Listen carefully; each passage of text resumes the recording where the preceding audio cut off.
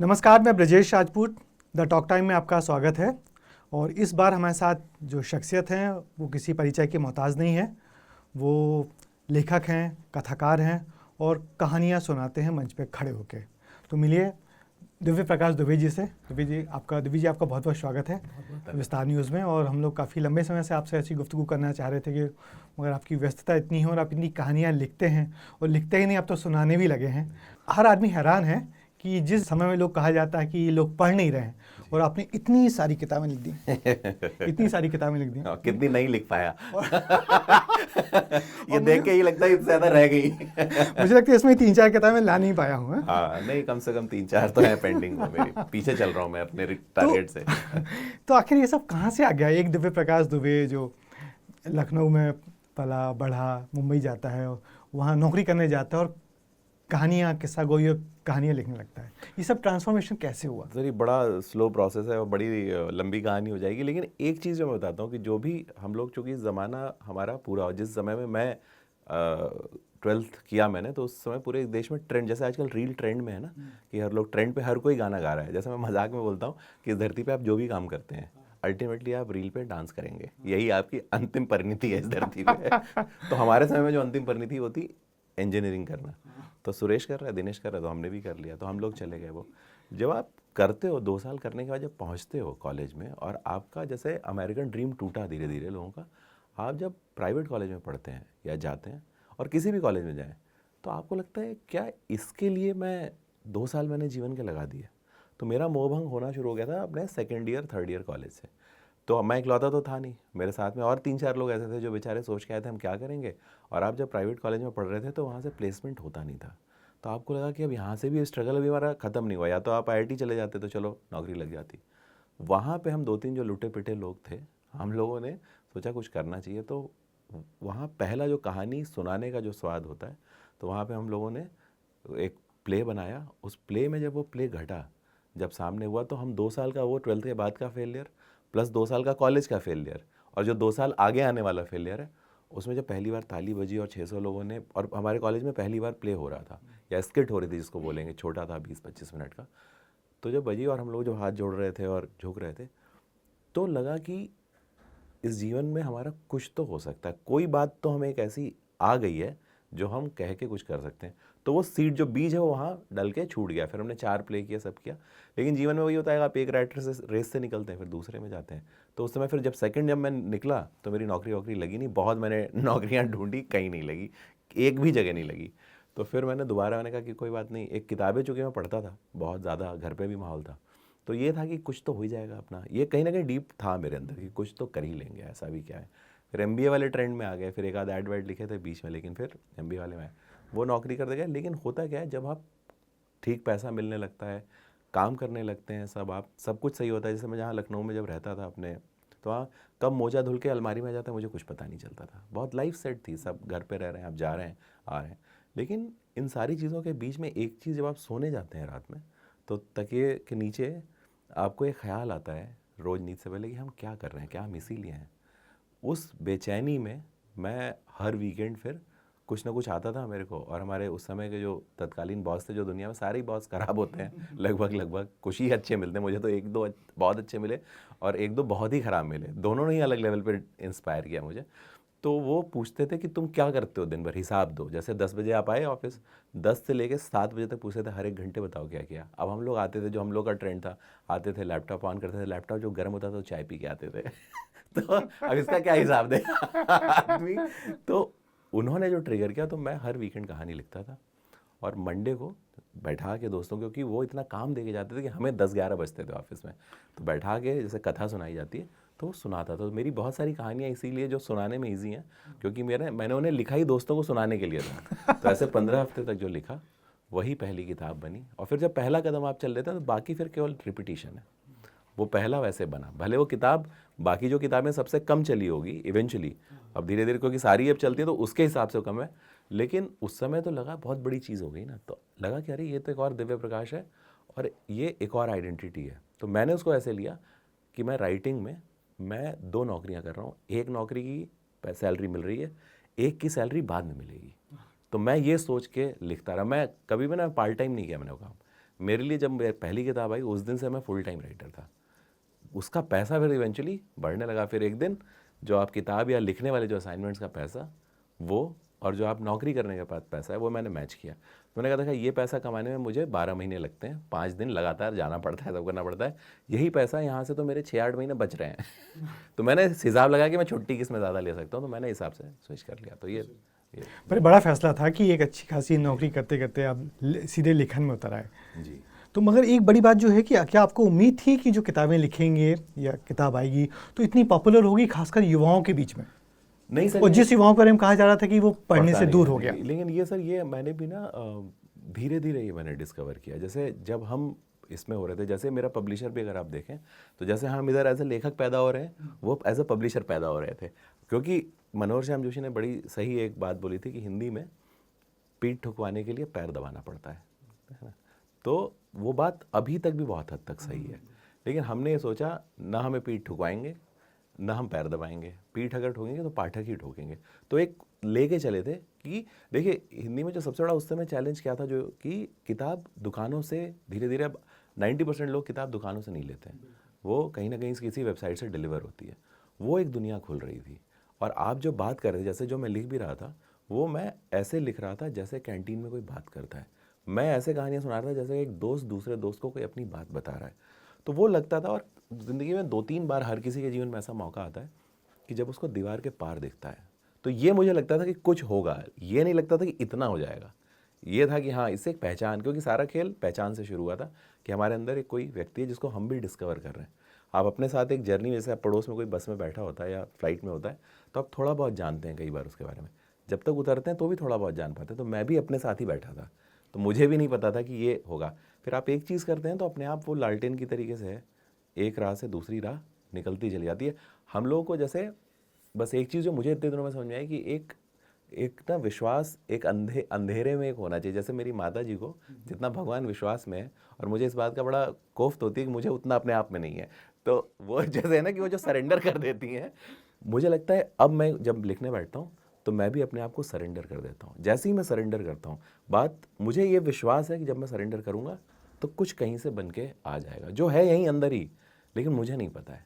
तो रोज़ एक नई चाबी और रोज़ एक नया ताला अपने अंदर का खोजना है। लेकिन कहीं ना कहीं ये था कि ये, मैं आपको जब बातचीत हम लोग पहले भी कर रहे थे, मैंने बताया कि मैंने मजाज साहब, चूँकि पढ़ता बहुत था मैं, तो मजाज साहब का एक शेर मैंने एक बार पढ़ा कि ज़माने से आगे तो बढ़ी है मजाज, ज़माने को आगे बढ़ाना भी है। मुझे लगा कि ये मेरे लिए उन्होंने लिखा है कि मैं जो भी करूं, इसीलिए अगर आप देखें तो मैं केवल किताब नहीं ला रहा था, मैं साथ में ट्रेलर भी लेके आया, ताकि हम उसको जो एक होता है ना पुशिंग द एनवेलप कर पाएँ, कि केवल ये नहीं करना है, एक अलग चीज़ करने की कोशिश करनी है। और वैसे भी हम तो फेलियर ही रहे ना लगातार ज़िंदगी में, तो हमारे पास खोने को क्या था, कुछ भी नहीं था। तो ये करते गए, और जब आप रिस्क लेते हैं उस तरीके के, तो मुझे लगता है और हर तरीके से, इनफैक्ट मेरी एक भी किताब में जो कवर है, जो मेरा कवर भी डिज़ाइन करती है, वो टी शर्ट के कवर डिज़ाइन करती है, वो किताब के बहुत सामान्य से कवर है, बहुत सामान्य से कवर। और वो बात मैंने उनसे बस ये बोला था, और पढ़ के बनाती हैं वो कवर, कि मैंने कहा बस किताब अगर 100 रखी है तो सबसे पहला कवर मेरी किताब का उठाया, आप ऐसा कवर बनाइए। मेरा ये सिंपल ब्रीफ है। मैंने कहा अंदर का मैं देख लूँगा जब वो पलटेगा। मैंने कहा बाहर का मेरे हाथ में नहीं है ना। तो ये तो हर चीज़ बदली हमने, उसको पूरा तरीका बदला। तो उसी को, जैसे इस पूरे जो हिंदी किताबों के साथ हुआ, 96 में जब श्रीलंका की टीम वर्ल्ड कप खेलने आई, तो वर्ल्ड कप शुरू होने से पहले उनके प्लेयर्स का नाम सबको नहीं पता था। जब तक लोगों को उनकी स्ट्रैटेजी समझ में आती, जयसूर्य पहले ओवर से, तब तक वर्ल्ड कप वो जीत चुके थे। उसके बाद क्रिकेट हमेशा के लिए बदल गया। तो जो हम लोग भी जो कोशिश कर रहे हैं नए ज़माने में, वो 96 में श्रीलंका ने जो किया वही करने की कोशिश कर रहे हैं, कि गेम बदल दें और उसको और ऊपर ले जाएं। बिल्कुल, गेम तो बदल गया, किताबें पढ़ी हैं। मैं सब देख रहा हूँ कि आपके सारी किताबों के 3-3, 4-4 संस्करण, मैंने मनाल से ही 10-10, 12-12 हो गए, 10-10-12 हैं। और वो भी तब है जब हम सबके मिनिमम 5 से 10 हज़ार होते हैं। जबकि हम पुराने लेखकों से मिले हैं जो बड़े बड़े नाम हैं, मगर वो कहते हैं कि हिंदी में लिख के ज़िंदगी नहीं जी जा सकती। मगर आप सब लोग रास्ता दिखा रहे हैं कि हिंदी में लोग पढ़ रहे हैं, किताबें बिक रही हैं, और एक अच्छा प्रोफेशन बने लिख के। फिर जैसा आपका वो तमाम चीज़ें थी कि, तो मैं कहूँगा कि एक लाइन है ना कि कुछ ना होगा तो तजुर्बा होगा। तो आपने एक रिस्क ली और यहाँ तक। मगर उन किताबों एक बड़ी खास बात होती है कि बहुत आसान भाषा होती है, और ऐसा लग रहा है कि जैसे कोई किस्सा सुना रहा है। तो उसके लिए कोई खास कोशिश की गई कि हम बहुत आसान लिखें, नए ज़माने की बातें लिखें, बजाय जो बनिस्बत पहले हम जो साहित्य पढ़ते थे उससे कुछ अलग? एक चीज़ उसमें ऐड करूँगा, जैसे एक ना हिंदी में मजाक बहुत दिनों तक चला और चलता ही रहा कि आप हिंदी में लिखते हैं और लेकिन करते क्या है? मैं इस मजाक को इस धरती से मिटा देना चाहता हूँ सर। मतलब मैं चाहता हूँ कि आप हिंदी में लिखते हैं और आप लिखते हैं, या लिखते हैं तो लिखते हैं वैसा। जो दूसरा सवाल है कि जो ये हिट होगा, पॉपुलर होगा, ये जैसे ही आप जिस कोशिश में जाते हैं, और चूंकि मैं मार्केटिंग में भी रहा हूँ, आप जब जैसे आप ऑडियंस को सेकंड गेस करते हैं ना कि आप अब कैसी फिल्म बनाए जो चलेगी, अब कैसा लिखेंगे जो चलेगा, जिस मिनट आप ये करने जाते हैं वो एक चीज़ की श्योरिटी है कि वो चीज़ हिट नहीं होगी। कि जैसे ही आप सेकंड गेस करेंगे, क्योंकि देखिए सर, जो कलेक्टिव विजडम है जनता की ना, वो इंडिविजुअल विजडम से हमेशा ज़्यादा रहेगी, आपको पता ही नहीं है। तो आप एक काम आपके हाथ में है कि कोई चीज़ जो आपको टच करती है, जो आपको छूती है, उसकी आप एक कहानी दुनिया के सामने ईमानदारी से रखें। कहानी भले झूठी हो लेकिन उसका सच हो एक वो, क्योंकि हर कहानी, एक मजाक में मैं बोलता हूँ ना कि आजकल आपको सच बताने के लिए झूठ का सहारा लेना पड़ता है। बिना झूठी कहानी के आप सच्ची बात नहीं कह सकते। आप जैसे ही सच लिखेंगे आप लिख नहीं पाएंगे। है ना? तो आपको एक झूठा बनना पड़ेगा जो उसको ज़्यादा सच कर देता है। तो ये चीज़ आजकल के टॉपिक के, आप मेरा जो अपना पर्सनल लिख रहा है कि टॉपिक तो एक मौजूद होना ही चाहिए, क्योंकि 2024 में अगर हम लिख रहे हैं तो 2024 की बात होनी चाहिए उसमें, ताकि जब कभी धरती नष्ट हो जाए, कोई मंगल ग्रह से आए, तो वो बोले और 2024 के साहित्यकार को देखे और बोले कि अरे यार, ये तो 1932 में जो प्रेमचंद 1931 में जैसे लिख रहे थे वैसा ही है। तो वो लगेगा कि नहीं, वो तो उसकी कॉपी हो रही थी, या उस स्टाइल को हम 2024 में लिखें तो वो 2024 के दिव्य प्रकाश ने या नीलोत्पल ने लिखा है वो लगे। जैसे ही आप समय के साथ आने की कोशिश करते हैं, और समय के साथ आना इतना आसान नहीं है, आपको समय के थोड़ा सा आगे देखना पड़ता है कि आपको जो चीज़ टच कर रही है, जो आज बदल रहा है। जैसे हमारे जो यादों का गांव है, हम जाते हैं, तो जब मैं सेल्स करने गया, जब मैं नौकरी के दिनों में जब गांव में पहुंचा, तो हमारी यादों में क्या है, गांव की वो नानी की छुट्टी है, प्रेमचंद के गाँव। हाँ, और वो अचार है, और वहाँ सब लोग अच्छे हैं, है ना, एक आध लोग ही बुरे हैं, रविदार बुरा है। अब आप जाके देखिए वहाँ, है ना कि बिल्कुल। तो वो, और ऐसा नहीं है कि, लेकिन अगर आप वहाँ पे अभी भी उसको फिल्मों और उस पुराने रेफरेंस से देख रहे हैं, तो गांव बदल चुके हैं। गांव में आदमी ज़्यादा रील बना रहा है ना, और वो अच्छी बात है कि वो डेमोक्रेटाइज हो गया, वो डिस्ट्रीब्यूशन डेमोक्रेटाइज हो गया। लेकिन ये आपको आँख थोड़ी खुली रखनी पड़ेगी, आपको यादों से बाहर निकल के। इसीलिए मेरे को जैसे 90s का भी जो हैंगओवर में बहुत सारी राइटिंग हुई, और उससे ब्रेक करने की मेरी कोशिश भी है कि अब बहुत हो गया ना, अब नानी के अचार से कोई इमोशन ही नहीं इन्वोक होता। एक समय पे होता था 5 साल पहले, तो अब हम नानी लोग, का अचार कोई खाता भी नहीं है। हाँ, नहीं अपना अचार तो सर, मतलब घर का या जैसे भी है, जो भी मिल जाए, जो भी है, मगर वो बेसिकली पुरानी यादों, पहले जैसा कहाँ है, लेकिन ये बात है। मगर सच्चाई बतानी पड़ेगी। हाँ, तो आपको जो भी, आप समय से सच्चे रहे ना, तो आपको तैर रही हैं सच्चाइयाँ हवा में। जैसे अभी आप यहाँ से निकलेंगे हम, और यहाँ पे कोई चाय की टपरी होगी, तो वहाँ पे एक लड़का बोल रहा होगा कि यार आज बॉस ने दिमाग का दही कर दिया, शाम को ना पी के ना दिमाग की बैटरी रिचार्ज करनी पड़ेगी। ये 10 साल पहले अलग एक्सप्रेशन था, है ना। अब आज ये तो आपको आज का ये करना पड़ेगा। तो मैं बहुत लोगों को सजेस्ट भी करता हूँ अपने वर्कशॉप में जो मेरे आते हैं, कि आप हेडफोन लगा के जाएं। सब लोग तो हेडफोन लगाए ठूसे रहते हैं, और आप जाके लगेगा कि आप बात नहीं सुन रहे हैं, आप सारी बातें सुनिए क्या हो रहा है, कान खुले रखिए ना कि क्या हो रहा है। ये बहुत बढ़िया। मगर ये जो एक नई चीज़ आपने जो शुरू की है, स्टोरीबाजी, यानी खड़े होके कहानियाँ सुनाना। जैसे हम मध्य प्रदेश में शरद जोशी जी ने पहली बार शुरू किया था, व्यंग पाठ शुरू किया था, और अद्भुत काम, अद्भुत था। वो लोग कविता पाठ के ज़माने में व्यंग पाठ करने लगे थे, और उनके साथ भी यही था कि वो इसी बात को कहते थे कि हिंदी का साहित्यकार कभी लिखने पे जिंदा नहीं रह सकता। तो आप जिस तरीके से कहानीबाजी करने लगे हैं, तो ये आइडिया कैसा है? कि आपको उम्मीद थी कि किताबों के साथ साथ हम कहानियाँ सुनाएंगे, तो वो सर मैं या उसमें क्या नया एक्सपेरिमेंट करते हैं? बहुत ईमानदारी से बताऊं, हर चीज़ जो मैं करता हूँ ना, उसकी एक बेसिक कोशिश रहती है कि किताब ज़्यादा से ज़्यादा बिके। है ना, ईमानदारी की बात तो यही है। लेकिन कहानी सुनाने मुझे एक चीज़ समझ में आई कि जो ये ज़माने में, और अगर आप देखिए, जैसे एक स्टैंड अप कल्चर इस देश में आया है ना, और स्टैंड अप कल्चर केवल इस देश का पैदा किया हो तो है नहीं, वो वेस्ट से आया है यहाँ पे, कि वहाँ पे कॉमेडी सेंट्रल हैं, वहाँ पे लोग का एक वो इकोसिस्टम बना हुआ है। तो मुझे ये लगा कि यहाँ पे आप लिखने वाला, और ऐसा नहीं कि लिखने वाला कभी जाएगा, लेकिन बहुत सारे लोग अगर आपने कल वहाँ देखे होंगे, उन्होंने पहली बार मेरे को डिस्कवर किया मेरी कहानी सुन के। और ये मुझे बात पता चली जब मैंने ऑडियो शोज लिखे, तो कई ऐसी जनता मिली जिन्होंने ऑडियो शो जब सुना, तब उन्होंने किताब पे डिस्कवरी हुई। किताब वाले गए ऑडियो पे भी, लेकिन एक नई जनता थी जो ऑडियो से किताब पे आई। तो मुझे लगा कि मैं मीडियम को थोड़ा आगे लेके जाता हूँ, और स्टोरीबाजी नॉर्मल कहानी सुनाने जैसा भी नहीं है। अगर आप देखेंगे, और आप तो थे भी वहाँ पे, कि मैं ना कहानी में जो सुनने आया ना, असल में दुनिया की सारी कहानियाँ कहने वाले के बारे में नहीं होती, सुनने वाले के बारे में होती हैं। तो जब आप ऑडियंस में से, मैंने किसी का नाम पूछा, और पूरे समय वो कहानी की हीरोइन हो गई। तो ये मुझे लगा ना कि जैसे लोग जब सुनाते हैं कहानी तो दो लोग हैं कि एक सुना रहा है और एक सुन रहा है, अभी भी ये दूरी है। मैं ये चाहता था कि मैं इसको आप इस कहानी के अंदर आपको ले लूँ सबको। तो जिनको मैंने ऑडियंस में पूछा कि आपका नाम क्या है और आपको कहानी के अंदर लिया, तो जो बाकी लोग हैं वो इस दुनिया का हिस्सा हो गए कि हम साथ में हैं। हाँ, हम किसी पड़ोसी कहानी सुन पड़ोसी, रहे हैं। हाँ, तो हमें लगा कि इसीलिए आप देखिए मैं कैरेक्टर में जो मैं कहानी सुनाई मैंने ये नहीं बताया कि उनके मूछें थी कि नहीं थी, उनकी हाइट क्या थी, ताकि आप जब अपने दिमाग में जा रहे हैं तो आप अपने जो कैरेक्टर हैं अपने जीवन में उसको जो है, identify उसको कर पाएं। तो ये सब थोड़ा बहुत एक्सपेरिमेंट करते करते आ गया। तो मैं ऐसे ही, और शुरू मैंने 2 वजहों से किया था। एक तो कि अगर ये सुनाऊंगा तो थोड़े लोग डिस्कवर करेंगे जो कि वीडियो किताब खरीदेंगे। तो किताब खरीदेंगे, और दूसरा ये था कि सर जब आप जाते थे कई सारे लिट फेस्ट में तो वो आपको अपने बारे में बताना पड़ता था, और मैं अपने बारे से मैं बहुत बोर हो चुका हूँ अपने खुद के उससे, क्योंकि इसीलिए तो हम दूसरे कैरेक्टर को धरते हैं अपने अंदर। तो मैं चाहता था, तो मैंने ऐसे कोई बैठा था, मैंने कहा आपका नाम क्या, आपका नाम क्या, वहीं पे उनकी कहानी बना दी। तो मुझे ये बड़ा मैजिकल लगा कि अरे ये हो सकता है। तो इसलिए ये नया फॉर्म जो है इसको मैं चाहता हूँ कि ज़्यादा से ज़्यादा लोगों को पहुँचे। और अभी आप देखिए बहुत सारे यंग बच्चे जो हिंदी टाइप नहीं करते, देवनागरी में नहीं लिखते, लेकिन क्या उनके पास कहानियाँ नहीं हैं। और मैं देख रहा हूँ बैंगलोर में, मुंबई में हर दूसरे हफ्ते एक गैदरिंग ऐसी होती है जिसमें 40 लोग आते हैं और टिकट लेके आते हैं, एमेच्योर लोगों को सुनते हैं। तो मैं भी ऐसी जगह इसलिए अभी भी जाता हूँ उसमें, ताकि मैं जो कर रहा हूँ मैं टेस्ट कर पाऊँ। मैं ऐसा ना हो ना मुझे ये ईगो आ जाए कि नहीं भाई हमें तो सब पता है, कुछ नहीं पता। जैसे 7 किताब के बाद भी जो अगली किताब मैं लिख रहा हूँ उसका मैं पहला लेखक हूँ। है ना, मैंने तो पहले लिखी नहीं है ना ये। हाँ, हाँ, ये जब मैं टीवी के दिनों में एक बार एक प्रोड्यूसर से मेरी इसीलिए बात पे लड़ाई हुई, तो कहते अरे तुम क्या, अच्छा मैं तो नया नया पहुंच गया था, मैं तो एक वो लग गई नौकरी, कोई वीडियो देख के वहाँ पे बुला लिया गया था, हो गया अपना, और कर रहे थे, शोज़ बनाते थे। तो वहाँ पे वो 15 साल से कर रहे थे काम, वहाँ के बिल्कुल वो थे, वहाँ के रजनीकांत साहब थे वहाँ के, वो अपने तो हर किसी को यही लगता है कि वो तो हैं। तो वो बोले अरे तुम्हें पता नहीं है दिव्य, ये ऐसे बनता है और हमें पता है। मैंने सर ये वाला शो आपने पहले कितनी बार बनाया है? तो कहते नहीं ये वाला नहीं बनाया हमने, 10 शो बनाया। मैंने कहा नहीं ये वाला शो कितनी बार बनाया है? कहते नहीं। मैंने कहा सर आपका भी पहला शो है, मेरा भी पहला शो है। तो आप हर चीज़ नई है, इस अप्रोच से आप करेंगे तो शायद भले पुरानी चीज़ें यूज़ करें, लेकिन वो अप्रोच नया होना चाहिए। हाँ, हर जैसे बैट्समैन आता है हर दिन नया है, उस दिन वो 0 पे आउट हो सकता है, सेंचुरी भी बना सकता है। बिल्कुल बिल्कुल।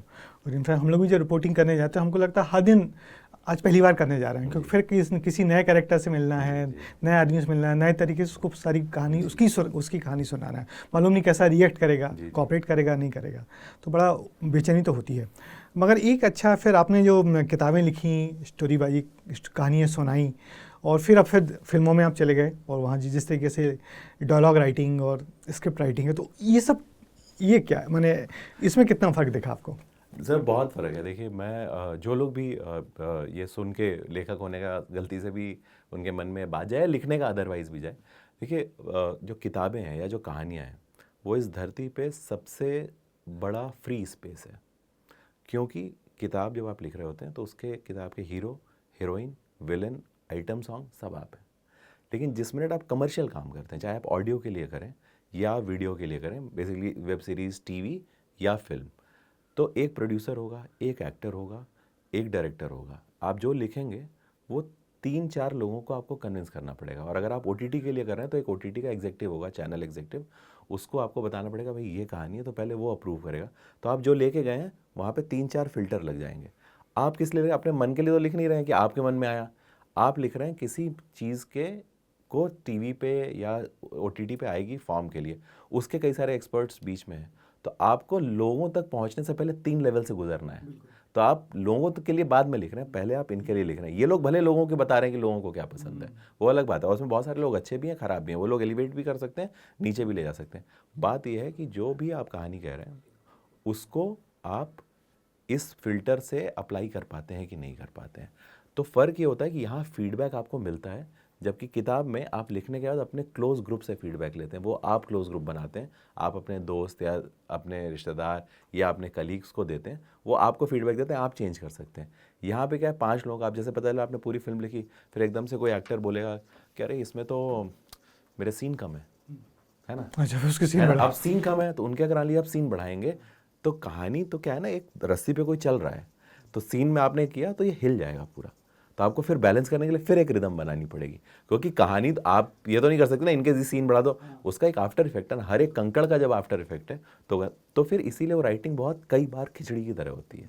जो उस राइटिंग का मज़ा भी है, उससे बेहतर भी होती है और उससे वो गड़बड़ भी हो सकती है, वो अलग बात है। लेकिन आप क्या फीडबैक पे लिख सकते हैं, सवाल ये। अगर आप फीडबैक पे लिख सकते हैं तो चाहे वो ऑडियो हो, चाहे वो वीडियो हो, चाहे वो टीवी हो, क्योंकि टीवी, अच्छा ये देखिए सीरीज़ में तो फिर भी है कि देर में है, या फिल्म में 1 मिनट का फुटेज निकला है एक दिन में, दिन भर में, तो बहुत बड़ी बात है।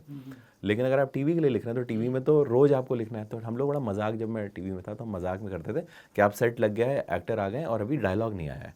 तो कहते, तो मैं शुरू में जाता तो मुझे समझ में नहीं आता था कि डायलॉग क्यों, क्योंकि रात में गया है स्क्रीन प्ले उनके पास, रात भर राइटर ने बैठ के लिखा है, तो वहाँ पे प्रिंटर लगा रहता है टीवी के सेट पे। तो जब वैसे प्रिंट निकलता है तो वहाँ का जो होता है, जो प्रोडक्शन वाला, तो बोलता है सर गर्मा गर्म सीन आ रहे हैं। तो गर्मा गर्म सीन टीवी में, वो टीवी की राइटिंग, क्योंकि मैं ये मानता हूँ मेरे जितने दोस्त टीवी में काम करते हैं उनकी बहुत रिस्पेक्ट करने लगा जब से मैं चैनल में काम किया मैंने। जब उस ज़माने में इतना तेज़ी से रात में 2 बजे आपको भेजेगा एक स्क्रीन प्ले राइटर, और आपको 7 बजे पता है कि आज फलाने एक्टर की डेट मिल गई है, ये स्पेशल है, तो ये लिखना है। तो जो फोर्स राइटिंग है, फोर्स राइटिंग है। लेकिन वही है कि आप साध लो। तो हम मजाक में बोलते हैं कि फिल्म का राइटर और ओटीटी का राइटर मुंबई में घर ले पाए ना ले पाए, टीवी का राइटर फ्लोर लेता है।